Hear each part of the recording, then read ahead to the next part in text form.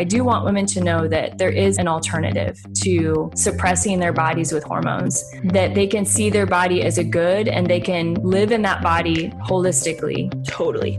Oh my gosh. It's amazing.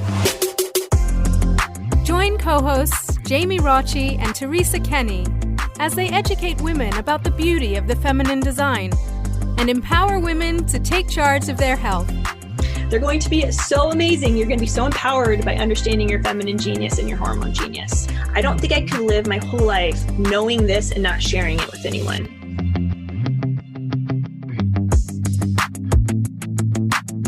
Hello, welcome to the Hormone Genius Podcast. And we are here today to talk about an upcoming awesome conference that me and Jamie are both speaking at. And I feel like this is a little different because sometimes Jamie and I have gotten to the same conference and we've spoken together. This time we're actually speaking on different topics. This is for FACTS, and you guys have heard about FACTS because we've had Dr. Marguerite Duane on, I think 2 or 3 times on the Hormone Genius podcast, and she is awesome, and she's the founder of FACTS, and we have brought her assistant, her events planner, her awesome sidekick, Paula Gallagher, to talk about the FACTS conference that's coming up that Jamie and I are speaking at, and Paula is as well, in April. So April 9th, 10th, and 11th, 2026 in Peoria, Illinois. So we want you to to be there, to join us, because I cannot tell you how much content is in this conference. I was just looking over all the speakers and I was floored. The conference, again, the main conference is the 10th and 11th. And I think I'll have Paula just kind of walk through the whole conference with us since she planned it and she has an idea of really what's going on. So Paula, thank you again for being here. But tell us about this conference in Peoria, Illinois in April and give us all the details. Thank you for having me. I'm so excited to be here and spend some time with my fellow speakers and to talk about the upcoming conference. Yeah, we're covering a wide range of topics, but it's kind of broken out into sections. So Friday morning, we'll be kind of looking at endocrine issues. Teresa will be talking about autoimmune thyroid disease. And, we're covering some other topics like adrenal health. And I'm going to butcher this because it's long, but female hypogonadic tropic hypogonadism, which I'd never heard of before this conference. So I'm very excited to learn about that. We're going to have research poster session. And then the afternoon, we'll have a surgery focus. So we'll talk about surgery for endometriosis, PCOS, and tubal factor infertility. I'm also very excited for that because I feel like tubal factor infertility is, I don't want to say controversial, but I've talked to a lot of women or seen a lot of them talk about online where they have a blocked tube and their doctor is basically just like, there's nothing you can do about it. Just go to IVF, where I feel like specifically like NAPRO-trained surgeons are like, no, we could take care of that. Like you can conceive naturally. There's a solution. So I'm really excited to dive into that. And then on Saturday, the Saturday morning session is a little, I don't know, less thematic, but kind of the broader thing is mental health. So Dr. Sarah Hill will be talking about hormones in the brain. Jamie is going to be talking about mental health through coaching and connection.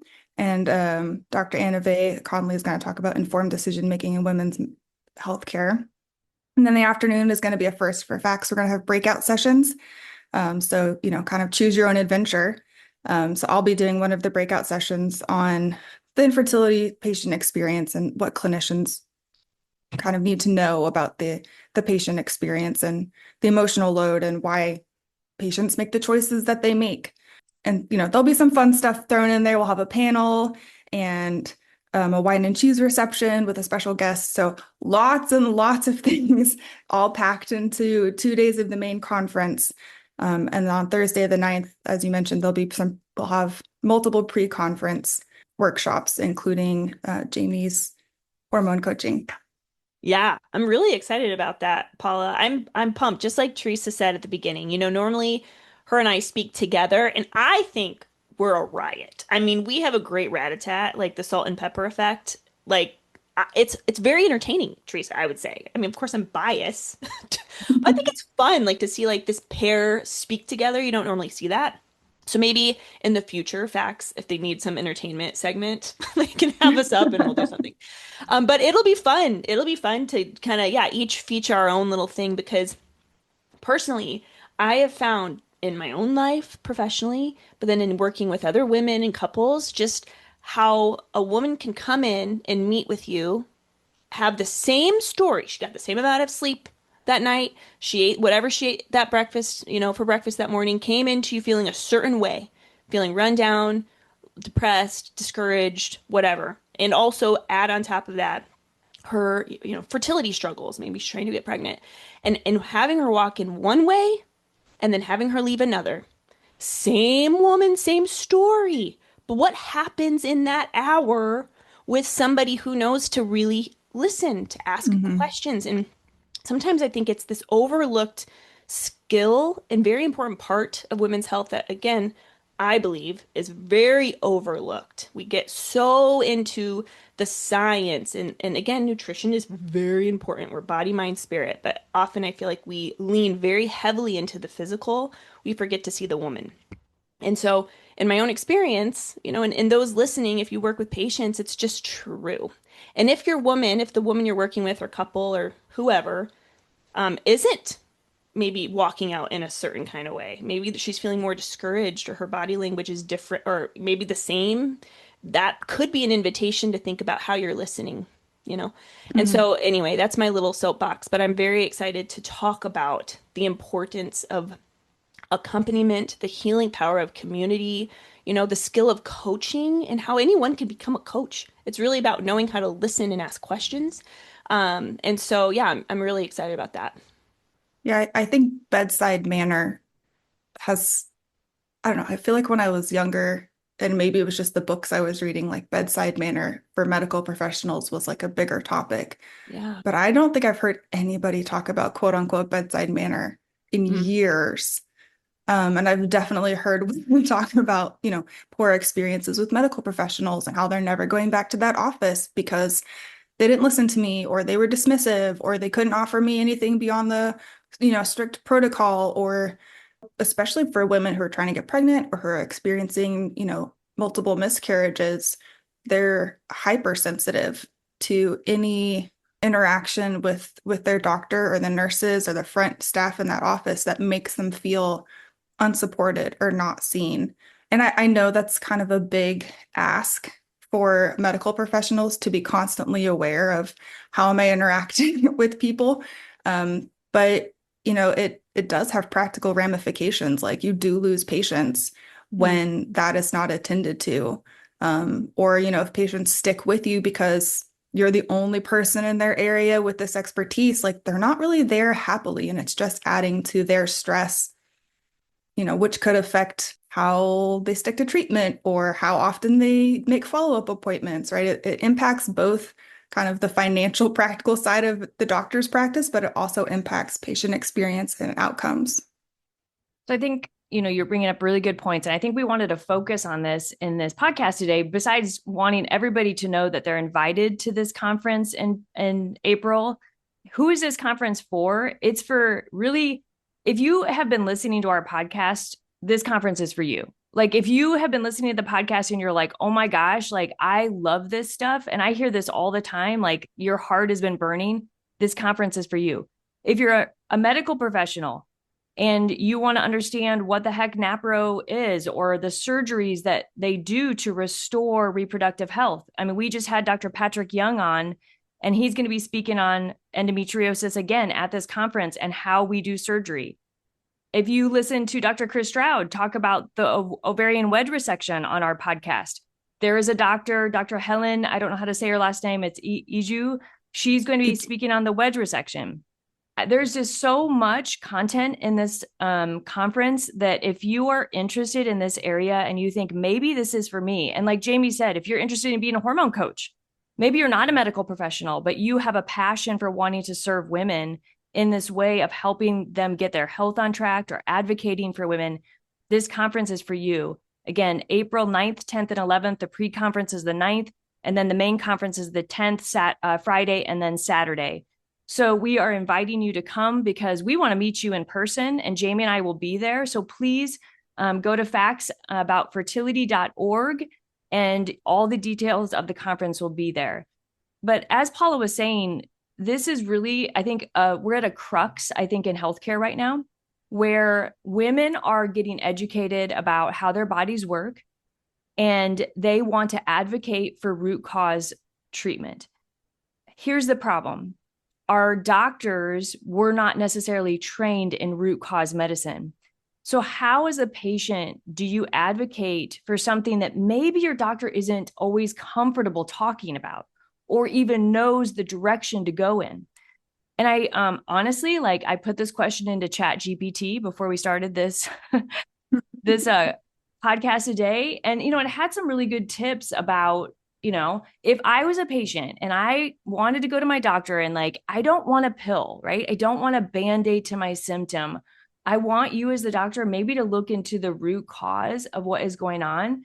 It gave some really good advice. And I think one of the best things I think it said, is that it's not your job to convince your doctor that this approach is the right way. It's not your job to like say, hey, I'm going to come in, I'm going to convince you this is the way we should do medicine. It's more about partnering with your doctor and letting them know what your goals are and asking them questions. Let them still be your doctor. Ask the question of, what do you think could be going on with my body? And what are the triggers maybe that are making me feel physically or mentally this way? Is there any blood test that you think could be helpful to look at in terms of, the status of my nutrients or inflammation markers? Like, let them be your doctor and don't try to convince them that they are right or not right. And I think that's really good advice, because as someone who is, quote unquote, the doctor, when someone comes in and just tells you, I want these tests and I want you to do this, as the person sitting on the other side who's supposed to be the expert, it doesn't necessarily feel right always, or it's not a great way to start a relationship with someone. Let's put it that way.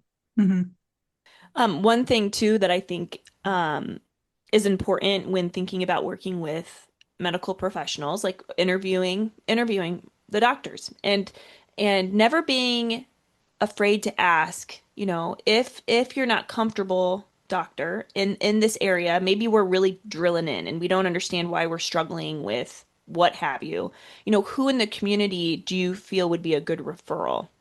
Because I'm sure doctors don't like not knowing everything, but also, there are specialty areas where you do know more, so, and even based on people's interest, some doctors are going to be more interested in other things. Therefore, they're probably going to have more knowledge and more resources for that patient. I think it's like this balance between knowing and being empowered, but not overstepping the line. Because of course, these medical professionals went to med school. I mean, they went to become a nurse practitioner. You don't want to strip them of the dignity of just thinking, like you said, Teresa, in that example. But I love that idea of being in partnership, thinking we're a team here. And even coming and asking, hey, I'm really into like a team approach. How do you see us working as a team? Teresa, I'm going to ask you, if someone came in that way and they said, okay, Teresa, I really want to see you. I really want you to, manage my case and help me become healthy. What words would you love to have come out of this woman's mouth? Which means she's, again, advocating for herself. She's not stepping the line. She's not overcrossing the line. But she is inviting you into this kind of team. What kind of language do you want to hear? Oh, I mean, I use that language with my patients. Sometimes my patients come in and they're apologetic. I'm sorry. I looked at Dr. Google. I've been, listening to, all these podcasts, and they almost apologize to me for almost going and seeking out the information. And I'm like, are you kidding me? Like, I look at Dr. Google too. I mean, like, we're all like trying to figure this out together. And yes, maybe I have some sort of a higher baseline of knowledge in certain areas, but I always say to my patients, I am a team player with you. I do want to partner with your health. And in fact, sometimes when a patient says to me, hey, I just want you to tell me what to do, which would you pick? Which option would you pick? I'm like, I'm sorry, I'm not gonna just tell you what to do. I'll give you options and I'll explain to you what I think these, options really could, what the value of them are, what the side effects of them are. But in the end, like it's your body, it's your choice. So you get to decide what really is the pathway that you want to take. So, I mean, I feel like I'm blessed in the sense that I understand that's how healthcare should work. But that's not every doctor, right? And so that's why, like, if you get a doctor that's pushing back against you and is just, angry at you for maybe looking things up and telling you you're a hypochondriac and to get off the internet and, and you're feeling ashamed by that, maybe it's just not the right person. And it's okay to step away and to find a different doctor. And I think people need to know, like, this is like shopping in some ways, right? Like, it's not like you get a doctor and you're like stuck. No, I mean, you get to shop for a doctor really because you're paying them and your insurance is paying them to provide a service to you. And you should be satisfied with the care that you're getting. So remember, if you're feeling that your doctor isn't meeting your needs, then you just go to a different doctor and you shop around until you find the one that actually feels right for you. So we can kind of, I don't know if we want to move into, again, just something related more to the conference again, but I'll just discuss what I'm going to talk about. And then maybe Paula can go into what she's going to talk about too. And then Jamie as well. But I'm going to be talking about autoimmune thyroid. And I'm really excited for this talk. And I always feel very grateful that I've been asked by FACTS to speak. But Jamie and I just did 2 whole podcasts on Hashimoto's thyroid. So this kind of is an extension of that. But I really am going to go into kind of the whole autoimmune thyroid across the reproductive lifespan and what effect it has on our menstrual cycles, on our fertility, on risk of miscarriage, on our quality of life, and really like the whole perspective across kind of the whole reproductive lifespan. And I think that is going to just really frame everything that we've learned about autoimmune thyroid. Hashimoto's is the most common kind of word we use for that, and just kind of how it affects women. So if you're interested in thyroid, you're going to want to be at my talk on Saturday morning at 8:45. I'll be the first one. No, Friday morning. Sorry, I'm Friday morning, right? I'm the first kind of speaker, I think, to really open the main event. So I'm excited. It's always good to be the first one because then I can get the mind done and all the nerves out, and then I can just sit and enjoy all the rest of the talk. So yeah. So Paula, give her, you were on our podcast before talking about infertility, which was such a beautiful, beautiful podcast. I just really, really loved what we heard and what you're doing to kind of support women with infertility. But I also saw that you posted on Instagram that it's been 3 years since you started, I think, the support groups at your parish. And maybe that was even where your website started, but just give us an idea of kind of what you're going to be talking about at the FACTS conference as well. Sure. I do want to throw out there that I'm very excited for your autoimmune thyroid talk. I've had encounters with multiple women where I really think that piece in their health is a determining factor on whether or not they ultimately got pregnant. And just, kind of helping them, again, advocate for themselves with their doctor about, okay, why is this being addressed or why is this not being addressed? And, could this be affecting like why I'm not ovulating, that I have uncontrolled Hashimoto's? Like, can we like look at this? But yes, I will be talking about infertility. And yes, I did just celebrate our 3rd crazy anniversary of our of my church support group. So there's been a solid core group of about 6 or 7 women that we've been together for 3 years now. We've been walking through life together, and it's a good mix of women who've never conceived, women with recurrent miscarriages, and women who've experienced stillbirths. And we've been very blessed to have 3 of the women have successful pregnancies following loss. So it's been a really great source of comfort and just a constant reminder that this is still kind of a taboo topic. For most of the women in the group, our monthly meeting is really the only place where they can talk about what they've lived through, the pain of not being able to conceive, or, the only place they can talk about visiting the grave of their stillborn son, because there's not a lot of openings out in the world for those types of conversations. So it's, it's nice to kind of facilitate that safe space. So yeah, I'm very excited for my talk. It's something that I'm very passionate about. Just kind of bringing awareness to what does the woman going through infertility carry? What is the burden that she's carrying? And, because the FACTS conference is a medical conference, like what does that look like through the lens of showing up in the doctor's office? How can medical professionals be a little bit more sensitive to the whole person sitting in front of them, not just this is what your labs look like, or we think you need to have surgery for endometriosis. So just kind of bring more awareness to the total mental emotional burden, all of the various losses that women with infertility or recurrent miscarriage are experiencing. It's not just the loss of a pregnancy or the loss of the dream of a pregnancy, but the no longer feeling unmitigated joy when your friends get pregnant, loss of those friendships sometimes. There's the financial strain and just the stress of having to go through the marathon of like medical testing and treatments. There's the identity crisis. Like I thought I was going to be a mom by now, and now I'm not. So who am I? If she's a woman of faith, then she might be asking like, why is God doing this to me? Am I being punished for past sin? Or does he think I'm not worthy to be a mom? So there's all of these levels of stress and emotional distress that the woman is bringing with her into an office. And then to, sometimes sit in an OB-GYN waiting room surrounded by pictures of successful pregnancy, baby success wall, and advertisements for 3D ultrasounds and other pregnant women or small children. It's very difficult to just sit in the waiting room sometimes.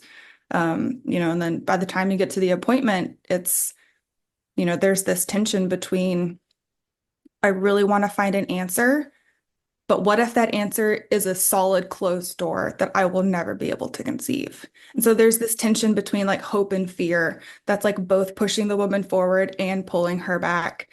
And in preparation for this talk, I did a survey, about the emotional experience. And one of the questions I asked was like, how do you feel immediately after the appointment?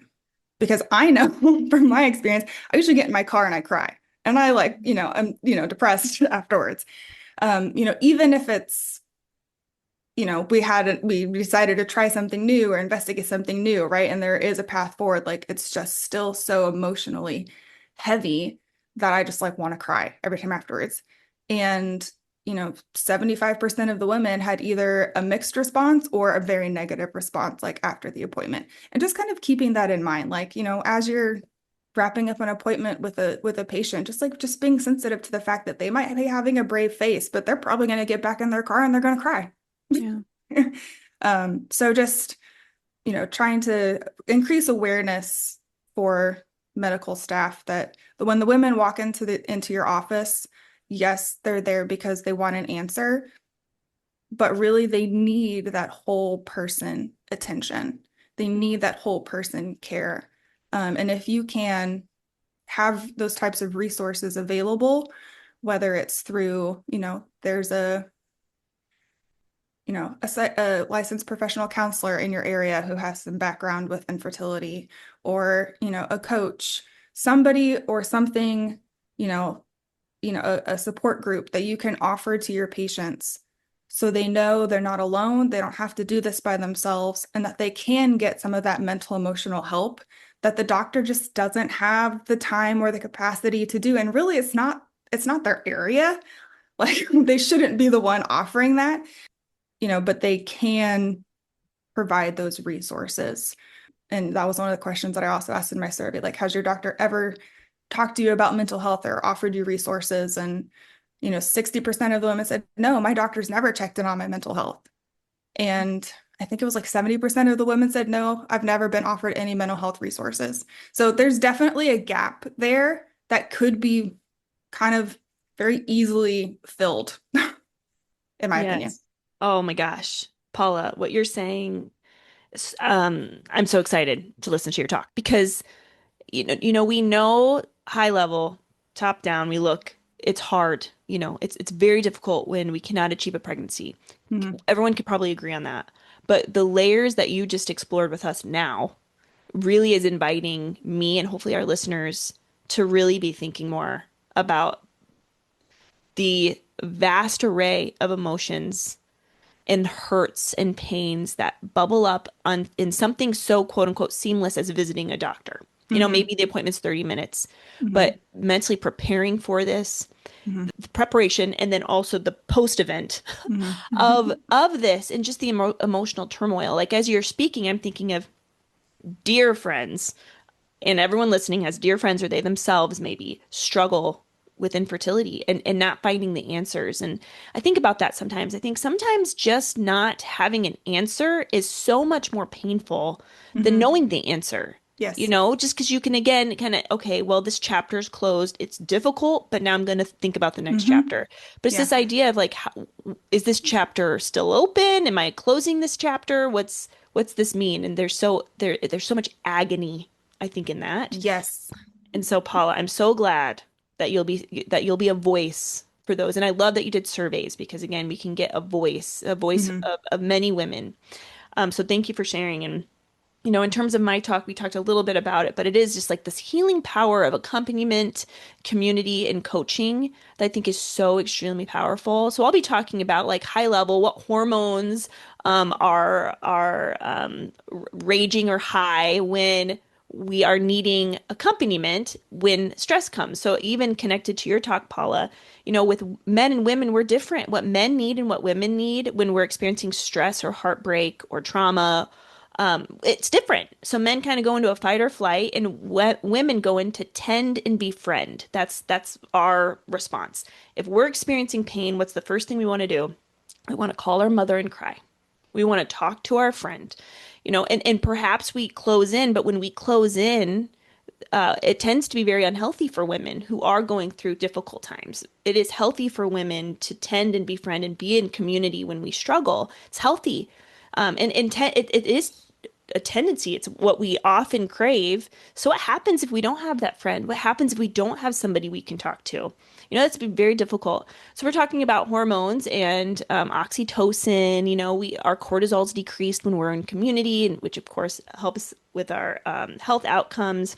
I give some examples of some incredible studies of women who have PMS and postpartum depression and being in community and how that impacts even the outcomes of their pain. Again, we're not talking anything besides just being with another person.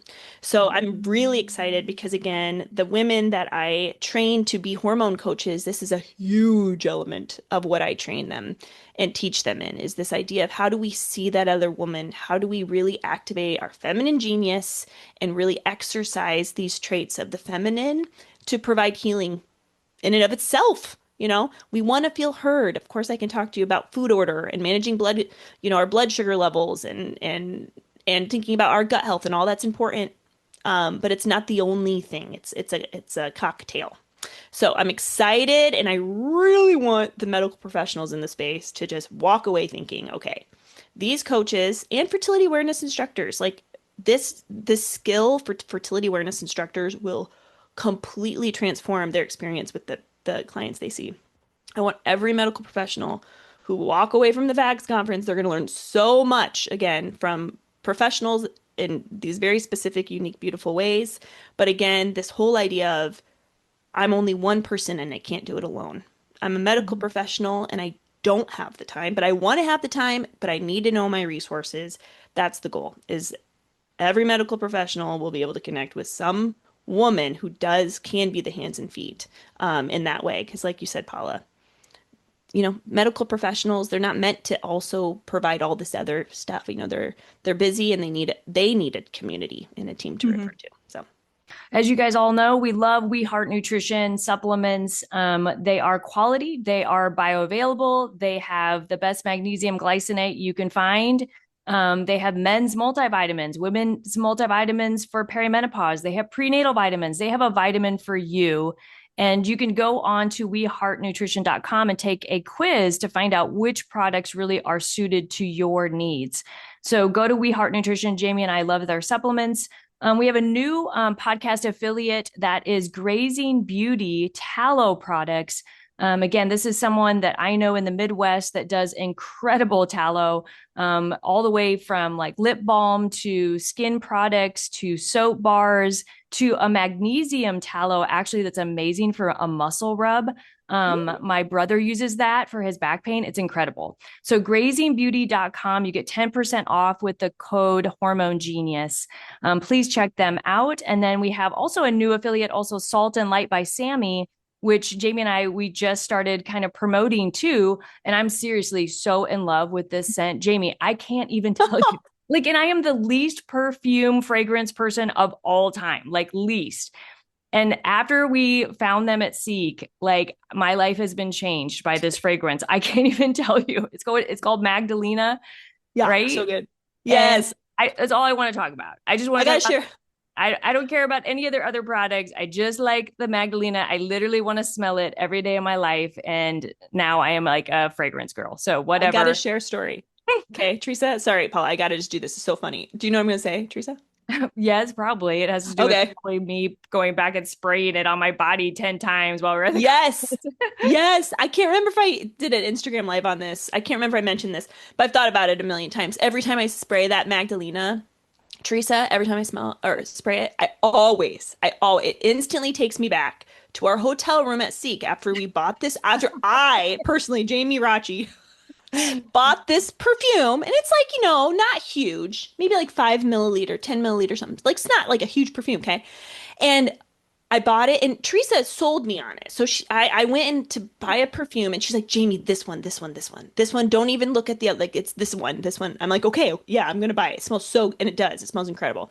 We go back to the hotel. I'm going to the bathroom. I walk out of the bathroom, and she took my perfume, and she was spraying her luggage, like everything in her luggage, all of her clothes. She'd pick up her pants, spray it a couple times, pick up her shirt, spray. I'm like, you love it. And then she ended up buying. I did go back. Great. I did feel super guilty. I was like, well, if I'm not going to spend the money, I'll just spray it on my clothes and I'll bring it home. That's what she did. Yeah, that's what I did. I am such a loser. Okay. No, you're not. I think it's hilarious. It just goes to show how awesome, because you don't buy perfume. No, you just don't. And I love good, like, toxic free smells. And that's the key, is it's toxic. Yes. It's toxin free. Totally. And we have a code for them. Happy Hormones. Right? Hormone Happy. 10% off. Salt and Light by Sammy, Sami. So good. Yes. Okay. Well, one more thing I want to say about the conference, because I know we're wrapping up here, is Sarah Hill's going to be there, guys.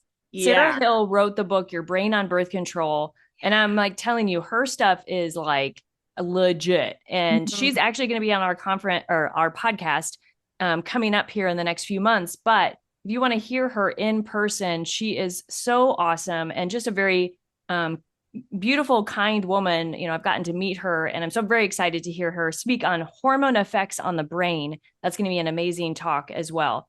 The pre-conference too, I just want to say on Thursday, if you remember our podcast with Ginny Noche, the Women's Health RN, she is doing a pre-conference option. If you have been listening to Katie Vidmar, she was on our podcast talking about period health for children with disabilities and women with disabilities. That was an amazing podcast. Katie is going to be talking about body literacy, doing a pre-conference all about that. There's just, like I said, you can come away with this conference and you're going to be like an expert in hormones. You will be in Hormone Genius. You will be a Hormone Genius, right? And after you go to the FACTS conference on April 9th, 10th, and 11th. So again, Paula, if you just want to wrap us up by giving us, again, all of the details of the conference, and also tell the doctors about how they can get CMEs for this conference too.